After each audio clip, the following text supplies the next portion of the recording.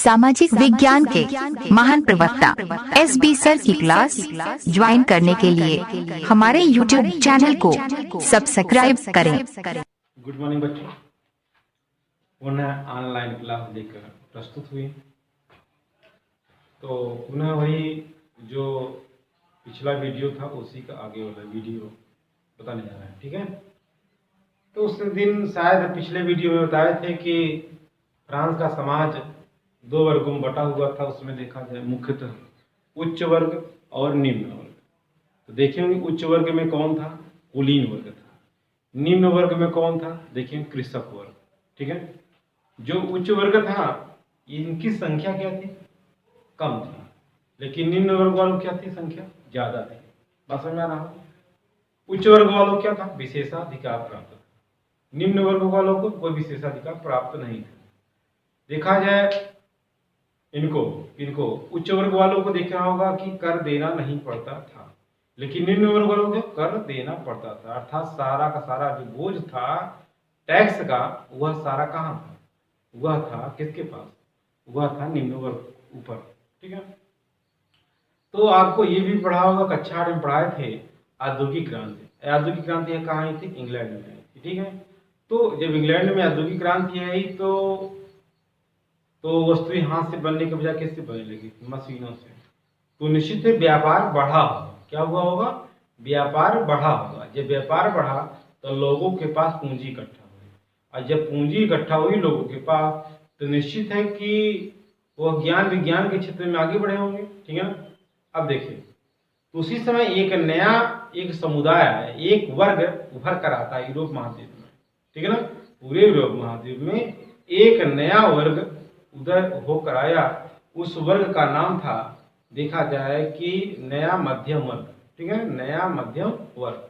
देखा जाए तो नया मध्यम वर्ग के पहले कौन लोग थे, रूढ़वादी लोग थे। कौन लोग थे, रूढ़वादी लोग, रूढ़वादी विचारधारा, ठीक है। और एक जो नया मध्यम वर्ग आया, ये कहां से आया, निम्न वर्ग में से ही उभर कर आया, या जो न बताया गया हो तो दोनों से बीच में। अब नया मध्यम वर्ग देखा जाए, यहाँ देखिए अब लोग कब बात हो रही है, 19वीं सदी के बाद। कब की बात हो रही है, 19वीं सदी के बाद क्या हुआ, एक नया वर्ग जुड़ गया। उसका क्या नाम था, नया मध्यम वर्ग। क्या नाम था, नया मध्यम वर्ग। क्लियर हो गया। कब की बात हो रही है, 19वीं सदी की बात हो रही है। 19वीं सदी के बाद हुआ क्या, एक नया वर्ग आ गया। वो वर्ग कौन था, नया मध्यम वर्ग है। बात समझिए। जैसे इसमें देखा जाए कौन शताब्दी चल रही, कौन सदी चल रही, 21वीं सदी चल रही। अब बात कब की कर रहे हैं, 19वीं सदी की बात कर रहे हैं, राइट। और 19वीं सदी में एक नया वर्ग आ गया, उदय हुआ, और वह था नया मध्यम वर्ग। ये नया मध्यम वर्ग था कौन, ये नया मध्यम वर्ग था कौन, ये नया मध्यम वर्ग था, कौन लोग थे इसमें, सभी कौन लोग थे, पढ़े लिखे लोग थे। कौन लोग थे, शिक्षित लोग थे। जैसे पढ़े लिखे लोगों में कौन था, शिक्षक थे, डॉक्टर रहे होंगे, राइट, डॉक्टर थे, उद्योगपति थे, व्यापारी थे। ये कौन लोग हैं, ये लोग हैं नया मध्यम वर्ग है। हम बताए थे आपसे कि हुआ क्या कि औद्योगिक क्रांति आती है, और औद्योगिक क्रांति के अंतर्गत व्यापार बढ़ता, व्यापार बढ़ने के बाद लोगों पर धन इकट्ठा हुआ। जब धन इकट्ठा हुआ तो निश्चित है वही लोग कौन बनेगा, डॉक्टर बनेगा, उद्योगपति बनेगा, व्यापारी व्यापार करेगा, शिक्षक बन सकता है, राइट। अब आगे पढ़े लिखे लोग पढ़े लिखे होने के कारण क्या था, होने के नाते क्या हुआ, उन्होंने क्या डिमांड किया, एक समान कानून की मांग की, समान कानून की डिमांड किया। कौन लोग, ये लोग, नया मध्यम वर्ग। नया मध्यम वर्ग ने कहा सबके लिए कानून क्या होना चाहिए, समान कानून होने चाहिए। लेकिन यहाँ एक बात देखने और गौर करने वाली बात है कि यूरोप महाद्वीप में समान कानून नहीं था। पिछले वीडियो में बता भी चुके हैं कि उस समय दो वर्ग था, एक उच्च वर्ग था, एक निम्न वर्ग था। उच्च वर्ग वालों को विशेषाधिकार प्राप्त हुआ था, और निम्न वर्ग वालों को विशेषाधिकार प्राप्त नहीं था। इसका मतलब क्या हुआ, कानून असमान था। लेकिन उदारवादी जो विचारधारा थी, जो उदारवादी विचारधारा अर्थात नया जो मध्यम वर्ग आया, अच्छा बेटा ध्यान दीजिएगा, नया मध्यम वर्ग को उदारवादी विचारधारा भी इनको कहते हैं, राइट, या उदारवादी वर्ग। जो ये वर्ग था उन्होंने डिमांड किया भैया समान कानून होना चाहिए। यानी वो लोग कौन थे? उदारवादी राष्ट्रवादी लोग थे। कौन लोग थे?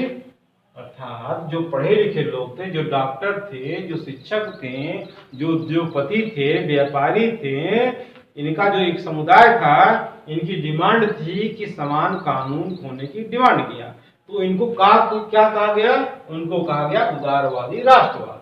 अच्छा, जो उदारवादी राष्ट्रवादी लोग थे, ये क्या चाह रहे थे? इनकी डिमांड क्या थी? इनकी डिमांड थी व्यक्तिगत स्वतंत्रता। क्या डिमांड थी? व्यक्तिगत स्वतंत्रता। ठीक है।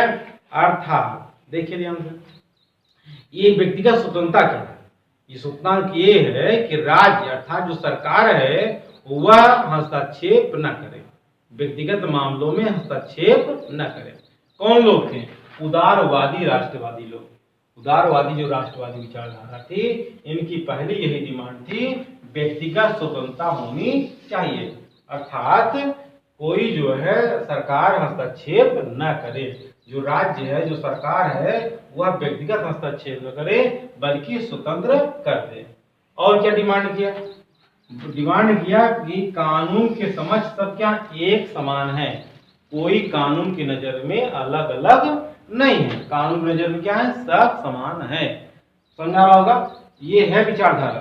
ठीक है ना। जैसे अपने यहाँ भेदभाव पूर्ण था, जैसे देखे होंगे महिलाओं को पुरुषों में भेदभाव था, लेकिन आज नहीं है, भेदभाव नहीं है, सबके लिए क्या है? कानून बराबर है। भारत में देख लीजिए। और अनुच्छेद 14 जो भारतीय संविधान का अनुच्छेद 14 कहता भी है विधि के समक्ष समानता, कहता नहीं कहता है, मतलब कानून नजर में सब समान हो, चाहे अमीर हो, चाहे गरीब हो, चाहे महिला हो, चाहे पुरुष है, सबके लिए कानून क्या है? एक बराबर है। अब नेक्स्ट देखो, और क्या चाहते थे? ये चाहते थे, जो उदारवादी लोग थे, चाहते थे सरकार के पक्षधर। किसका पक्षधर था? ये सरकार का पक्षधर था। देखिए यहाँ पे क्या कर रहा है? एक कह रहा है व्यक्तिगत स्वतंत्रता की बात कर रही है। ये उदारवादी राष्ट्रवादी विचारधारा थी, ये जो है व्यक्तिगत स्वतंत्रता की बात कर रहा है और कह रहा है सरकार का पक्षधर भी था। सरकार क्या चाहती थी? स्वतंत्रता व्यक्तिगत ना हो, ठीक है ना, व्यक्तिगत स्वतंत्रता ना हो, लेकिन ये सरकार का पक्षधर भी थी। ठीक है ना।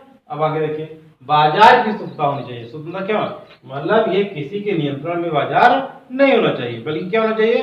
बाजार की स्वतंत्रता होना चाहिए, जिससे जो है दो व्यापारी आपस में व्यापार अच्छे से कर सके। अब आगे देखिए, और क्या हुआ?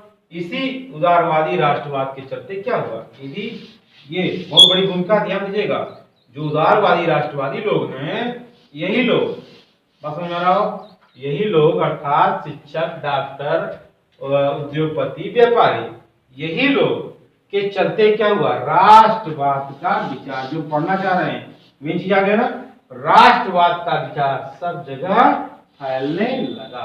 बात समझा? किनकी वजह से? किनकी वजह से? उदारवादी राष्ट्रवादी लोगों, जो लोग थे, जो विचारधारा थी, इन्हीं के चलते क्या हुआ? राष्ट्रवाद का विचार फैला। कहाँ? पूरे यूरोप महाद्वीप में। बात समझे? अब आगे इससे क्या हुआ? जब ये राष्ट्रवाद का विचार फैला तो हुआ क्या? इससे क्या हुआ? इससे एक राज्य के अंदर जो भी नियंत्रण था, नियंत्रण जैसे चीजें, जैसे पूंजी के आगमन पर क्या हुआ? मतलब कि जो नियंत्रण था उसे क्या कर दिया गया? खत्म कर दिया गया। बात समझिए? किनकी बदौलत? ये इनकी उदारवादी राष्ट्रवाद जो विचारधारा थी, इन्हीं के बदौलत राष्ट्रवाद का विचार आया। और विचार जब आ गया तो जो राज्य थे, जो देश थे, उनके अंदर क्या हुआ? उनके अंदर जो नियंत्रण था क्या कर दिया गया? समाप्त कर दिया गया। क्या कर दिया गया? समाप्त कर दिया गया। ये क्लियर हो गया। लेकिन देखा जाए, लेकिन क्या हुआ? अब देखिए ध्यान से, लेकिन अलग अलग जो राज्य थे, राज्य मतलब क्या होता बेटा? ध्यान दीजिएगा, राज्य मतलब होता क्या है? राज्य हम कहां से कहते हैं? दिखाई दे रहा है आपको? नहीं, देखिए दिखाई दे रहा है। राज्य कहते किसे हैं? देखिए, राज्य के 4 तत्व होते हैं। राज्य शब्द आ रहा है, राज्य के 4 तत्व होते हैं। पहला नियंत्रण क्या है? पहला भाग क्या है? राज्य के 4 तत्व होते हैं, 1 2 3 4। पहला क्या है? भूखंड। क्या है? भूखंड। भूखंड है, ध्यान दीजिएगा, या ये कह सकते हैं निश्चित भूभाग, निश्चित भूभाग होना चाहिए। क्या होना चाहिए? निश्चित भूभाग होना चाहिए राज्य। और क्या होना चाहिए? सरकार होना, सॉरी, निश्चित जनसंख्या होनी चाहिए। क्या होना चाहिए? निश्चित जनसंख्या होनी चाहिए। ठीक है, निश्चित जनसंख्या होनी चाहिए। और क्या होना चाहिए? और होना चाहिए निश्चित जनसंख्या, और होना चाहिए आपके पास क्या? सरकार होनी चाहिए। क्या होना चाहिए? सरकार होना चाहिए। और क्या होना चाहिए? संप्रभुता होनी चाहिए।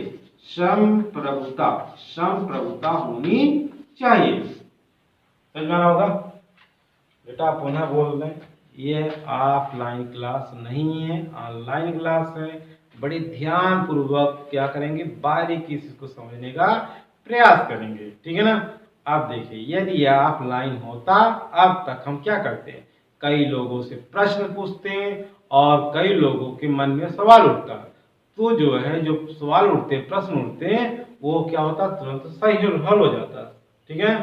और काफी चीजें पूछते भी हैं, बार बार पूछते तो शायद आपको आ जाता, लेकिन ऐसा हो नहीं सकता है, ऑनलाइन क्लास है।